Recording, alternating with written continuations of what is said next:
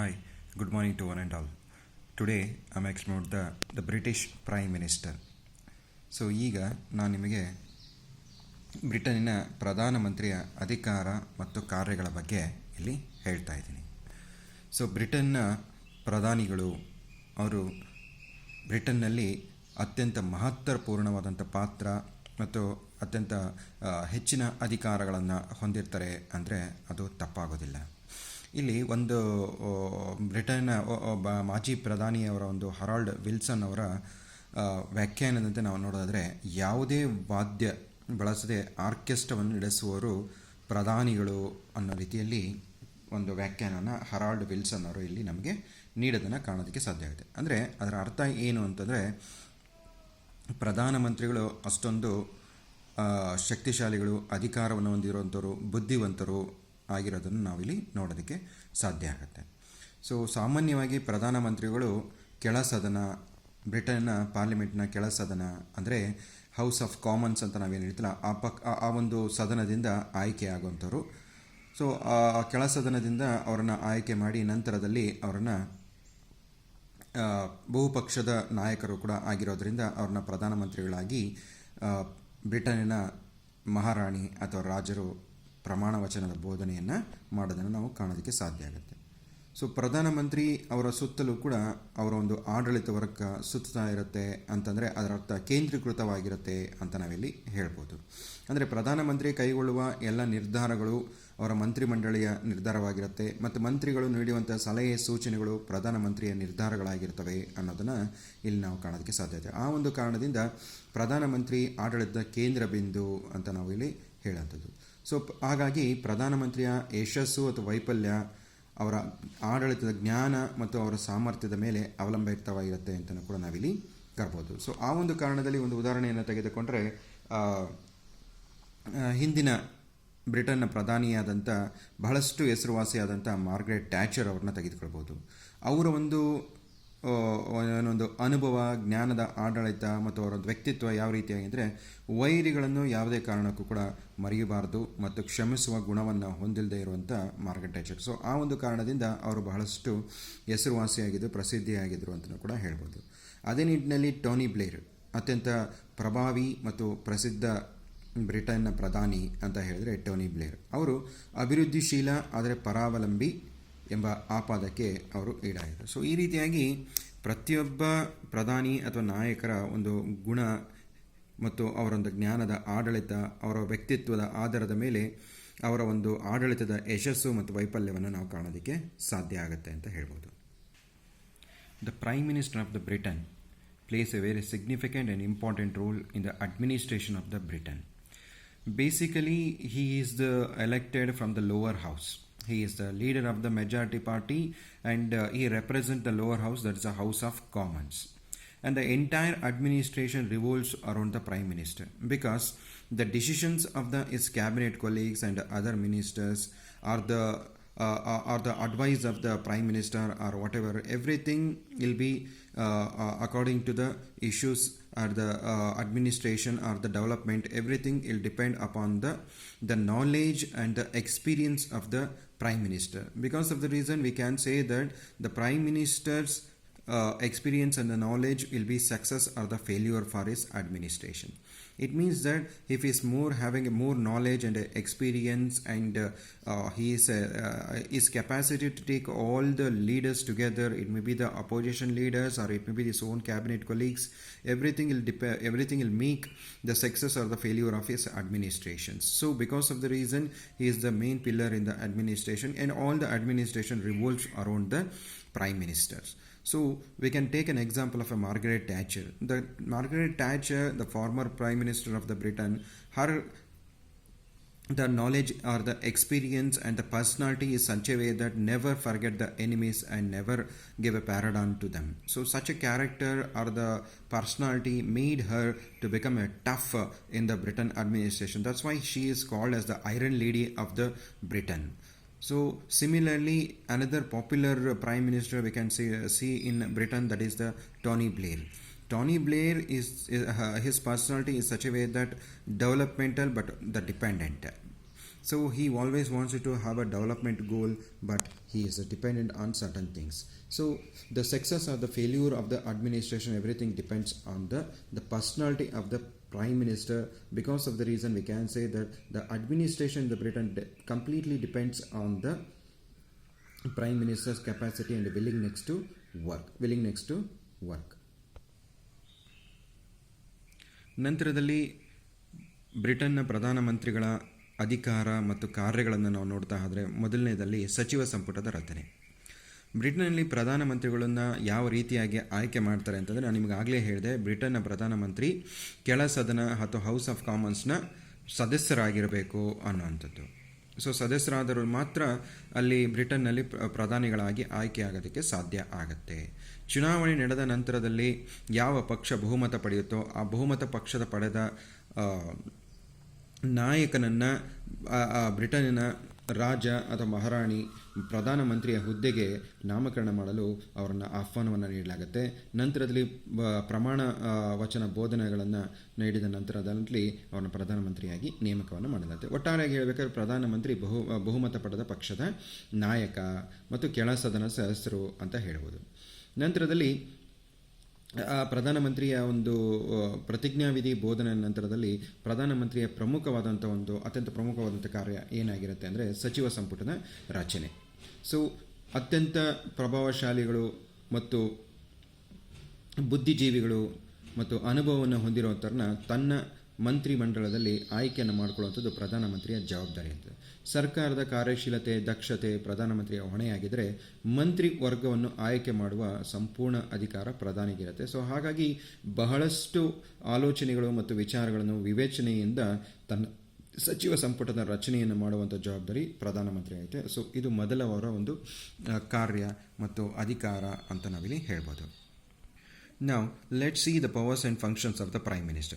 Before that, I try to explain that how the Prime Minister will be appointed or elected in the Britain Parliament. So, after the elections, so any party which gets the majority and able to frame the government, that particular party or the majority party will select a leader of the majority party, and the leader of the majority party will be invited by the king or the queen to take the oath of office of the prime minister. So in that regard, we can say that the prime minister is the leader of the majority party. After taking the oath as the prime minister of the nation, his foremost important duty to select and appoint the council of ministers. So because in this regard the prime minister need to consider the experience and the organizing capacity and the popularity of the members of the parliament, and all this consideration will help the government to run successfully. And according to the vision, the will of the prime minister, he need to select the candidate for his council of minister, and basically they should be very creative and honest in their work, and all this made the success of the government. So the prime minister enjoys the powers of appointing his council of ministers.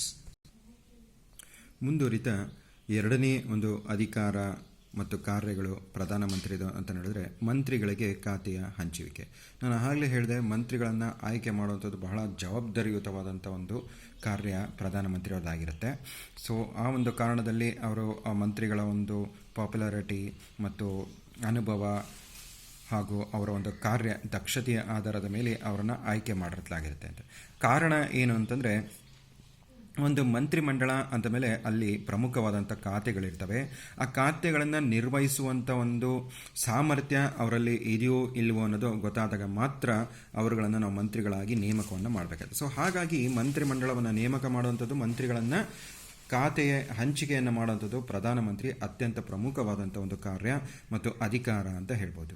ಇಲ್ಲಿ ನಮ್ಮ ಆಡಳಿತದಲ್ಲಿ ಪ್ರಮುಖವಾದಂಥ ಖಾತೆಗಳು ಅಂತಂದರೆ ರಕ್ಷಣೆ ಆಗಿರ್ಬೋದು, ಹಣಕಾಸು, ಗೃಹ, ವಾಣಿಜ್ಯ, ಕೈಗಾರಿಕಾ, ವಿದೇಶಾಂಗ ವ್ಯವಹಾರ.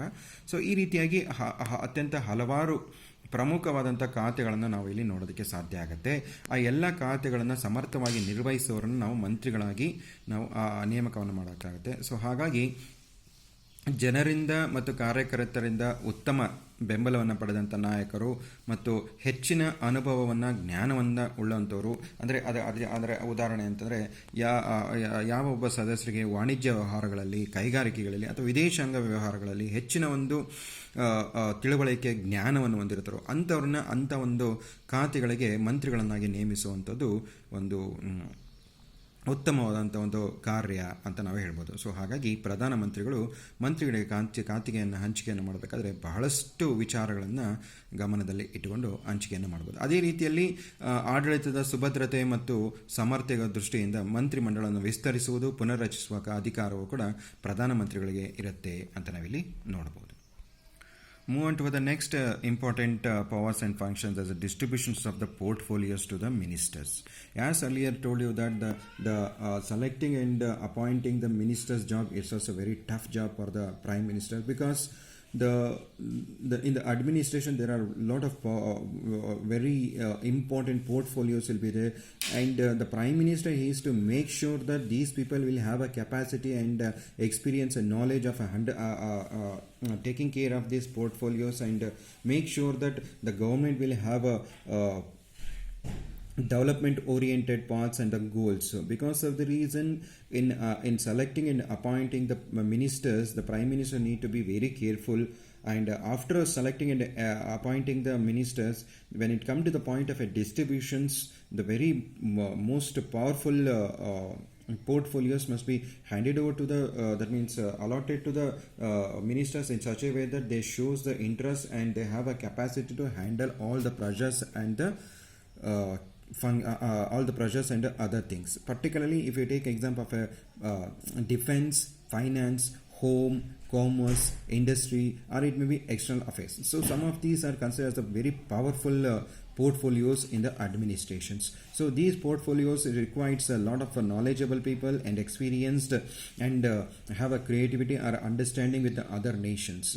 So based on the knowledge and experience, it is the duty of the prime minister to distribute these portfolios, and apart from this, the duty of the prime minister for the better administration purpose and for the continuity of this administration, he have every right to reconstitute the portfolios, or it may be reconstitute the council of ministers, or reappoints the ministers. So reshuffling is possible, and reshuffling is completely depends upon the prime minister's decisions. So this is the second powers and functions of the prime minister.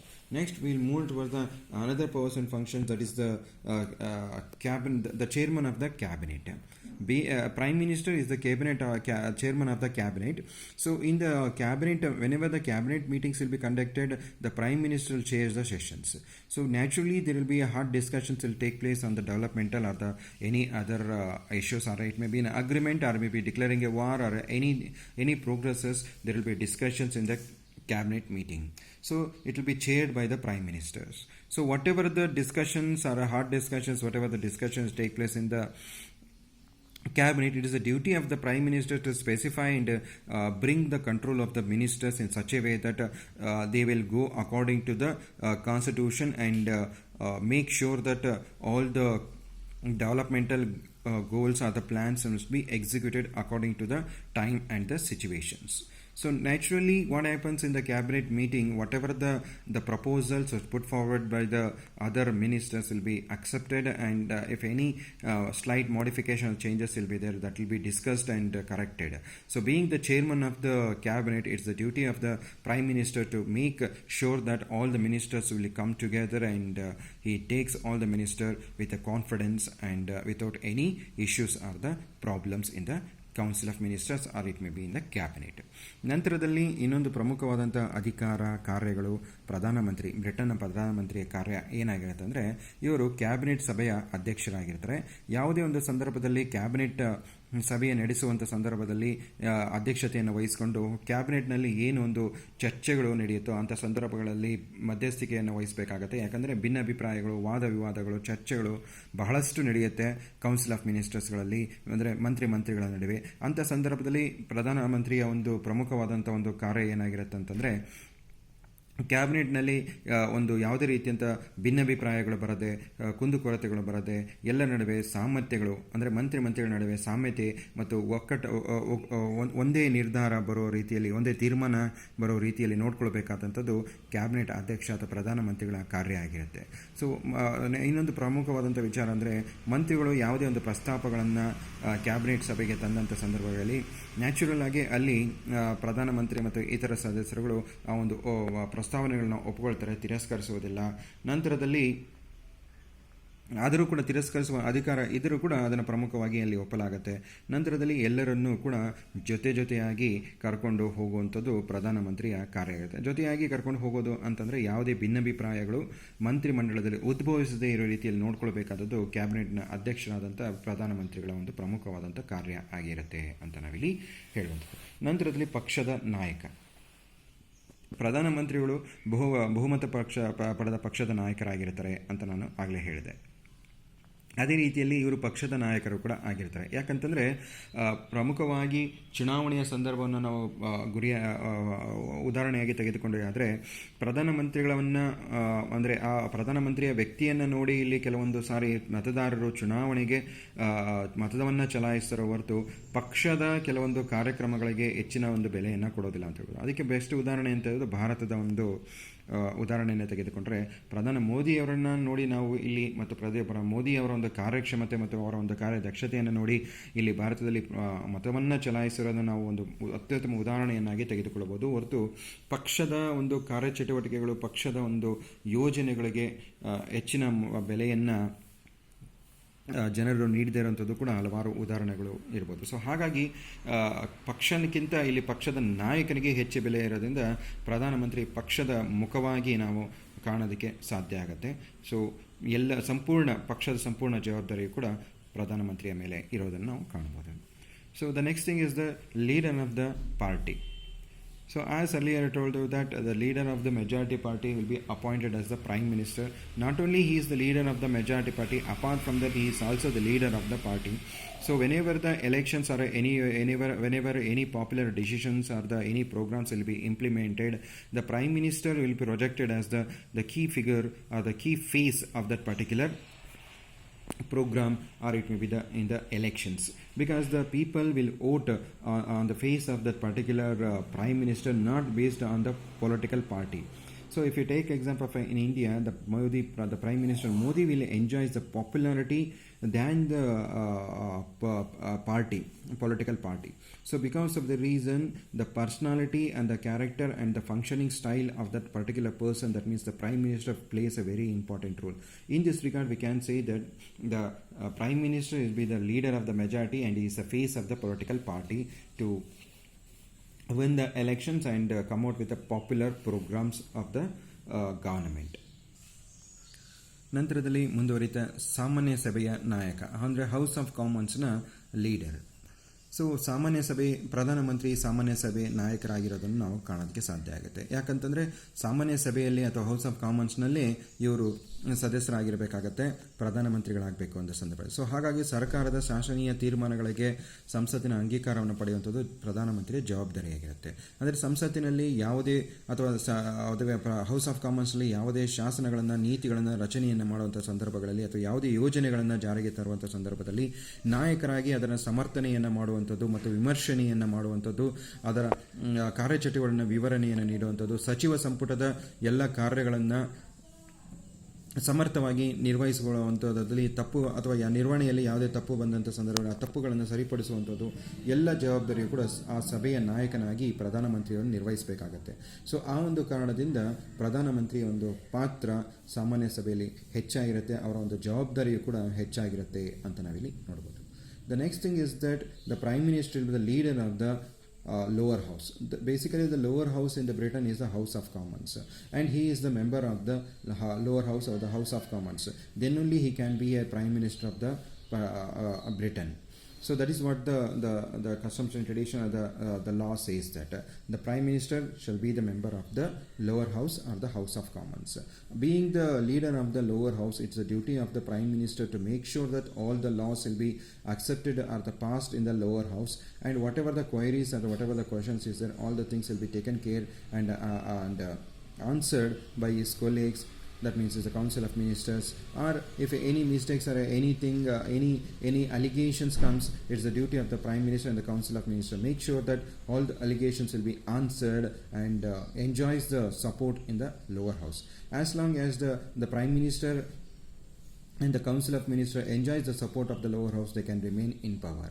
So because of the reason, it's the main functions for the leader of the lower house. Being the leader of the lower house, the prime minister plays a very significant role in the administration, so to move forward with a lot of powers and a lot of programs and other activities. The next thing is that he is not only the leader of the lower house, apart from that he is also leader of the government. So whenever any programs or any issues will arise, naturally the opposition parties will try to blame and try to fix the government. They try to blame the government, or the opposition parties, they try to bring the failure of the government in any programs or any rules and regulations when it comes to the point of implementations. So being the leader of the government is the duty of the prime minister and the council of ministers to make sure that all allegations will be answered and not have any corrupt practices or the corrupt allegations in such a way that the government can function smoothly and administer, and all the programs and plans will be executed according to the rules and regulations. So likewise, there are so many powers and functions are enjoyed by the prime minister, and some of those are we can say that he is the bridge between the king and the queen, and he is the advisor to the king or the queen, and he also enjoys the power of advising the dissolutions of the lower house once the 5 years completes, or when he lost the confidence of the house. Not only that, he has the power to advise the king or the queen to when it comes to the point of the appointment of the highest authorities in the administration. So these are some of the powers and functions of the prime minister in the Britain administrations. So ಇದಲ್ಲದೆ ಇಲ್ಲಿ ಬ್ರಿಟನ್ನ ಪ್ರಧಾನಮಂತ್ರಿಗಳು ಇನ್ನೂ ಹಲವಾರು ಅಧಿಕಾರಗಳನ್ನು ಕಾರ್ಯಗಳನ್ನು ಹೊಂದಿರ್ತಾರೆ. ಅವುಗಳು ಏನು ಅಂತಾರೆ, ಸರ್ಕಾರದ ಮುಖಂಡರಾಗಿರುವಂಥದ್ದು, ನಂತರದಲ್ಲಿ ಹೊಂದಾಣಿಕೆ ಮತ್ತು ಮೇಲ್ವಿಚಾರಣೆಯನ್ನು, ಅಂದರೆ ಸರ್ಕಾರದ ಮತ್ತು ಅಪೋಸಿಷನ್ ಪಾರ್ಟಿ ಅಥವಾ ಬೇರೆ ಬೇರೆ ಇಲಾಖೆಗಳ ನಡುವೆ ಯಾವುದೇ ರೀತಿಯ ತಾರತಮ್ಯ ಅಥವಾ ಏನೇ ಒಂದು ಸಮಸ್ಯೆಗಳು ಬಂದಂಥ ಸಂದರ್ಭಗಳಲ್ಲಿ ಅವುಗಳನ್ನೆಲ್ಲ ಬಗೆಹರಿಸುವಂಥದ್ದು ಪ್ರಧಾನಮಂತ್ರಿಯ ಮತ್ತು ಮಂತ್ರಿಮಂಡಲದ ಕಾರ್ಯ ಆಗಿರುತ್ತೆ. ಅದಷ್ಟೇ ಅಲ್ಲ, ಇವರು ಪ್ರಧಾನಮಂತ್ರಿಗಳು ಸಂಪರ್ಕ ಸೇತುವೆಯಾಗಿ, ಸಂಪರ್ಕ ಸೇತುವೆ ಅಂದರೆ ರಾಜ ಅಥವಾ ರಾಣಿ ಮತ್ತು ಸಚಿವ ಸಂಪುಟದ ನಡುವೆ ಸಂಪರ್ಕ ಸೇತುವೆಯಾಗಿ ಕಾರ್ಯವನ್ನು ನಿರ್ವಹಿಸುವಂಥದ್ದು, ತೀರ್ಮಾನಗಳನ್ನು ಕೈಗೊಳ್ಳುವಂಥದ್ದು ಮತ್ತು ಮಂತ್ರಿಮಂಡಲದ ಮತ್ತು ಸರ್ಕಾರದ ನಿರ್ಧಾರಗಳನ್ನು ರಾಜರಾಣಿಗೆ ತಿಳಿಸುವಂಥ ಒಂದು ಸಂಪರ್ಕ ಸೇತುವೆಯಾಗಿ ಕೂಡ ಕಾರ್ಯನಿರ್ವಹಿಸ್ತಾರೆ ಅಂತ ಹೇಳ್ಬೋದು. ಅದಷ್ಟೇ ಅಲ್ಲದೆ ರಾಜರಿಗೆ ಅಥವಾ ರಾಣಿಗೆ ಸಲಹೆಗಾರರು ಕೂಡ ಆಗಿರ್ತಾರೆ. ಸೊ ರಾಜ ಅಥವಾ ರಾಣಿ ಯಾವುದೇ ನಿರ್ಧಾರಗಳನ್ನು ತೆಗೆದುಕೊಳ್ಬೇಕು ಅಂತಂದ್ರೂ ಕೂಡ ಪ್ರಧಾನಮಂತ್ರಿಯ ಸಲಹೆ ಮತ್ತು ಸೂಚನೆಗಳು ಇಲ್ಲದೆ ಯಾವುದೇ ನಿರ್ಧಾರಗಳನ್ನ ತೆಗೆದುಕೊಳ್ಳೋದಕ್ಕೆ ಬರೋದಿಲ್ಲ. ಸೊ ಹಾಗಾಗಿ ಪ್ರಧಾನಮಂತ್ರಿಗಳು ಅಲ್ಲಿನ ಬ್ರಿಟನ್ನ ರಾಜ ಅಥವಾ ರಾಣಿಗೆ ಪ್ರಮುಖ ಸಲಹೆಗಾರರು ಕೂಡ ಆಗಿ ಕಾರ್ಯವನ್ನು ನಿರ್ವಹಿಸ್ತಾರೆ ಅನ್ನೋದನ್ನು ನೋಡ್ಬೋದು. ಆ ನಂತರದಲ್ಲಿ ಸಾಮಾನ್ಯ ಸಭೆ, ಲೋವರ್ ಹೌಸ್ ಅಂತ ನಾವೇನು ಹೇಳ್ತೀವಿ, ಅದನ್ನು ವಿಸರ್ಜಿಸುವ ಅಧಿಕಾರವು ಕೂಡ ಪ್ರಧಾನಮಂತ್ರಿಗಳಿಗೆ ಇರುವಂಥದ್ದು. ಅಂದರೆ ಅದರ ಅರ್ಥ ಅಂತಂದರೆ 5 ವರ್ಷಗಳು ಮುಗಿಯುವಂಥ ಸಂದರ್ಭದಲ್ಲಿ ಬ್ರಿಟನ್ನ ಪ್ರಧಾನಮಂತ್ರಿಗಳು ರಾಜ ಅಥವಾ ರಾಣಿಗೆ ವಿಸರ್ಜನೆಯನ್ನು ಮಾಡೋದಕ್ಕೆ ಸಲಹೆ ಸೂಚನೆಗಳನ್ನು ನೀಡ್ಬೋದು. ಅದಲ್ಲದೆ ಏನು ಒಂದು ನೋ ಕಾನ್ಫಿಡೆನ್ಸು ಅಥವಾ ಲೋವರ್ ಹೌಸ್ ಅಥವಾ ಏನು ಸಾಮಾನ್ಯ ಸಭೆಯ ಒಂದು ನೋ ಕಾನ್ಫಿಡೆನ್ಸ್ನ ಕಳ್ಕೊಂಡಂಥ ಸಂದರ್ಭದಲ್ಲಿ ಪ್ರಧಾನಮಂತ್ರಿಗಳು ರಾಜ ಅಥವಾ ರಾಣಿಗೆ ಏನು ಸಭೆಯನ್ನು ವಿಸರ್ಜನೆ ಮಾಡಿ ಹೊಸ ಚುನಾವಣೆ ನಡೆಸೋದಕ್ಕೆ ಸಲಹೆ ಮತ್ತು ಸೂಚನೆಗಳನ್ನು ಕೂಡ ನೀಡಬಹುದು. ಅದೇ ರೀತಿಯಾಗಿ ಕೊನೆಯದಾಗಿ ನೇಮಕಾತಿ, ಮಿಲಿಟರಿಯಲ್ಲಾಗಿರ್ಬೋದು ಅಥವಾ ಉತ್ತಮ ರಾಯಭಾರಿಗಳನ್ನು ನೇಮಕ ಮಾಡೋದಾಗಿರ್ಬೋದು, ಆಡಳಿತದ ಪ್ರಮುಖ ವ್ಯಕ್ತಿಗಳನ್ನು ನೇಮಕವನ್ನು ಮಾಡುವಂತಾಗಿರ್ಬೋದು, ಉಚ್ಚ ನ್ಯಾಯಾಲಯದ, ಸರ್ವೋಚ್ಚ ನ್ಯಾಯಾಲಯದ ನ್ಯಾಯಾಧೀಶರು ಇವ್ರನ್ನೆಲ್ಲ ನೇಮಕ ಮಾಡುವಂಥ ಸಂದರ್ಭಗಳಲ್ಲಿ ಅವರ ಹೆಸರುಗಳನ್ನು ಶಿಫಾರಸನ್ನು ಮಾಡುವಂಥದ್ದು, ಸಲಹೆಯನ್ನು ನೀಡುವಂಥದ್ದು ಪ್ರಧಾನಮಂತ್ರಿಯ ಆದ್ಯ ಕರ್ತವ್ಯ ಆಗಿರುತ್ತೆ. ಈ ಒಂದು ಸಲಹೆ ಸೂಚನೆಯ ಮೇರೆಗೆ ರಾಜ ಅಥವಾ ರಾಣಿ ಆ ಉನ್ನತ ಅಧಿಕಾರಿಗಳನ್ನು ನೇಮಕವನ್ನು ಮಾಡೋದು ಅಂತ ಹೇಳ್ಬೋದು. ಸೊ ಇದಿಷ್ಟು ಪ್ರಧಾನಮಂತ್ರಿಯ ಅಧಿಕಾರ ಮತ್ತು ಕಾರ್ಯಗಳು ಅಂತ ಹೇಳ್ಬೋದು. ಥ್ಯಾಂಕ್ ಯು, ಧನ್ಯವಾದಗಳು.